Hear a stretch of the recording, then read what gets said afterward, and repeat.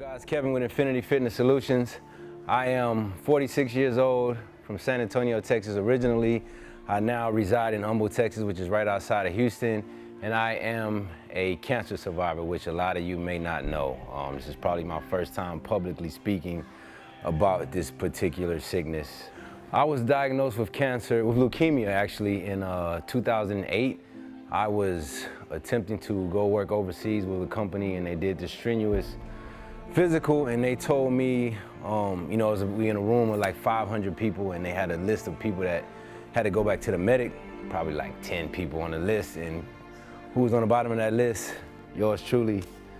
I go back to the medic, and I'm like, what's wrong? Because I got to get on this plane, we got to go, I need this job, I got to go. And she was like, you're not gonna make this job, you need to go to the emergency room or to see a doctor as quickly as possible. And I'm like, what's the problem, doc? I feel good. She was like, you don't feel tired, you don't feel anything? I'm like, nah, I feel good.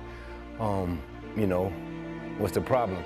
So she told me to call my doctor, and if they didn't see me immediately, to give them my card and call her if I couldn't, be seen at the time. So that was we talking 8 p.m. at night, so I couldn't go to the doctor at that point. So I kind of had to sleep on that something is wrong with me. Blood cell count was ridiculously high. I get a Googling, my mom goes to Googling, everybody in my family starts Googling. Everything came up HIV, HIV, HIV, HIV, HIV. And I'm like, come on, man, I've been playing all my life. I haven't done anything, of value to kind of stamp the reason that I'm here on this earth. I haven't even found my purpose yet. I can't die.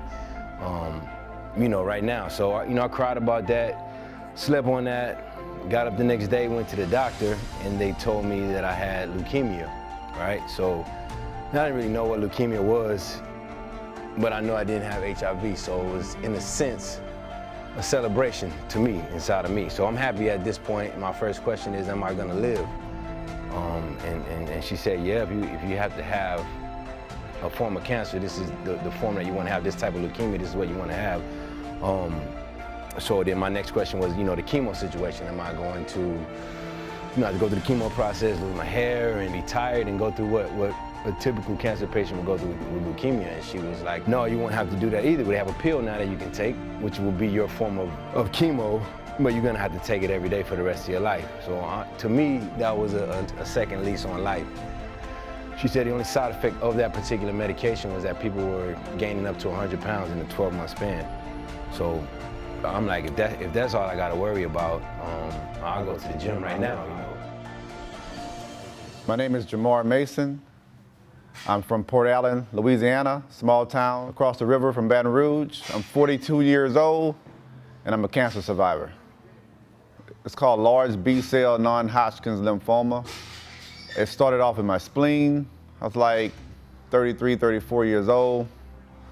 When I was first diagnosed, I had a splenectomy, and from there, about 6 or 7 months later, I went back in for a checkup, and basically they found cancer all over my body, from over my aorta, my groin, back, pelvis.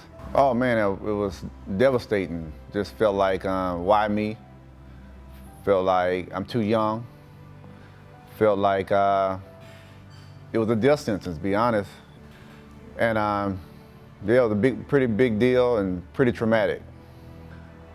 I'm a close-knit family. Being from Louisiana, we big on family, man. Mother, brothers, sisters, all close. My wife took it hard. My daughter, I think she was 7 or 8 at the time. Yeah, the whole family took it pretty hard.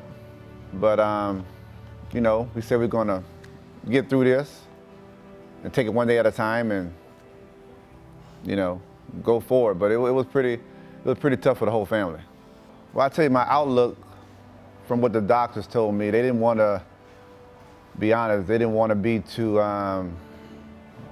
either one way or the other as far as if I was going to live or die, not like this kind of outcomes. So it basically was 50-50.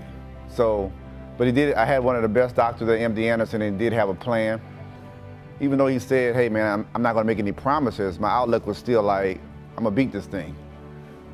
I got kid, family, I want to live. I always been a fighter. Oldest of 4 kids, raised by a single parent, and fighting is all I know. So I said, hey, put a plan together from what the doctor said, and kind of got myself in line with my thoughts and my faith, and just went from there. When I did chemo at MD Anderson, I went in like, say, for instance, on a Monday, and I got round-the-clock chemo till Sunday. I went in 6 or 7 days straight, out for 2, in for 1, out for 2, until I went into remission, thank God, I have never felt that tired before in life. Felt like someone took my whole soul out of my body, It takes your body some time to get readjusted and to get back on track. I was very weak, frail, no energy, didn't want to do anything, And I'll be honest, I kind of let myself go. Didn't work out, was eating everything in sight just because I couldn't eat much when I was sick, so I kind of got pretty big and just kind of gave up, to be honest. I got up to about 260. That was pretty big for me. I'm 6 foot, 6'1", 6'2", and 260 was. I passed in front of the mirror and I was like, nah, man, that's too big. Like, I got to lose some weight. So from there, I started, trying to take care of my health and try to take it serious and try to reverse the damage and get fit. The toughest thing I had to do was get my mind right, basically, and get my thoughts together, get my spirit together, and have it all lined up. You got to realize I went through. It was a dark time, some tough stuff, and a lot of times you're not motivated. A lot of times you're just happy to be alive. A lot of times you feel like, hey, since I had cancer, I can't do it because physically it's going to be too much. So mentally, it was the toughest thing I went through. So I started working out 7 days a week, sometimes twice a day, and I just kind of became addicted to the process of working out and wanting to be the best that I could. It pretty much became my life. I went to work, I went home and dealt with my family, and I went to the gym. That was my life for a while. I realized this was my purpose about maybe 2 to 3 years in. I would run into different people just out in public, and they would ask me questions and I would just talk. I mean, sometimes I would sit and talk to people for hours, just random strangers for hours about working out, what they could do to make themselves better, what they can do to keep themselves healthy. People that thought they didn't have the energy or the motivation to do things, I could sit and talk and motivate and get them to feel differently about what they needed to do fitness-wise. I started at a park, working out, 10 people, sometimes 2 people, here and there, up and down, cold weather, hot weather. And then that moved to me working at different apartment complexes and things like that. So one year I got to the end of the year, around Christmas time and the New Year time, and I looked back, I wanted to leave a post just thanking the people that trusted me with their fitness and allowed me to help, get to a different place in their lives. So when I looked back to leave a post, I started tagging, and it was about 40 people that I tagged in the post, and I was like, wow, this is way bigger than I expected or that I even knew.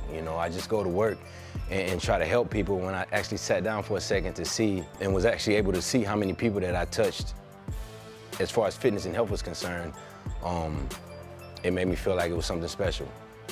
So I started thinking, okay, I'm in the gym all the time. People constantly asking me questions. Let me see what I can do to help more people in a more professional manner, which led me to get my first certification of many. And then I was fortunate enough to be able to open my own gym, which afforded me the ability to help as many people as I could get as healthy as possible on their fitness journey. I've been working out with Kevin now for over a year. I started in September of last year, and that's like my brother now. We talk, we commune, and not just on a workout basis, but family, fun, faith, everything.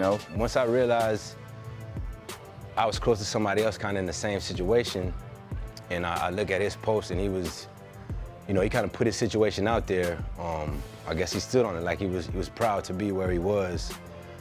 from where he came, and I had never really done that. I just kind of put it on the back burner and just continue to work and try to be the best that I could be. But seeing that kind of pushed me to say, okay, the response that he got from telling his story, the people that reached back out, that he was motivating and probably kept going, made me feel like, okay, I have something to share as well. And since we're here together, it's like, what better time?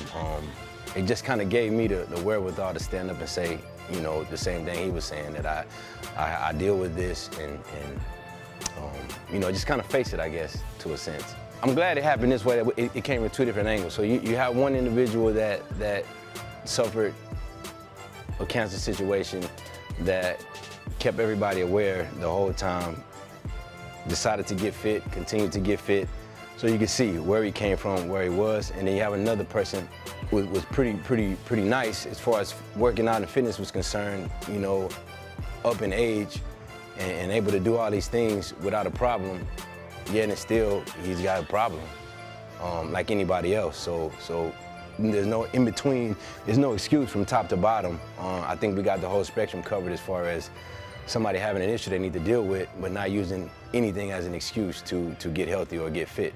Well, last year when I joined the gym, I think Kevin had chosen some people to do the photo shoot, and I wasn't near about ready then. We hadn't formed a bond or whatever. But when I saw those pictures, I'm like, man, those guys and girls look great, right? So this year it came around and Kev said, man, you've been working hard. I'm doing a photo shoot. Would you like to participate? I think you can do it. You've been working hard. I think you can achieve those same goals.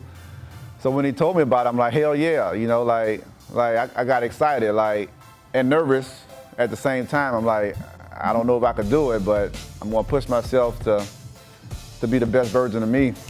All right, so Mason and I starting this YouTube journey about two guys with cancer, continuing to get fit and stay as healthy as possible, to just try to encourage, motivate, and open people's eyes to the fact that they can still keep living a good life, you know, no matter what kind of cards they're dealt, what kind of hand they're dealt. You can still do some of the things you want to do if you just put your mind to it and say that I can and I will. We're trying to inspire, motivate, encourage, get people up off the couch, just to do a great job and to get fit with no excuses.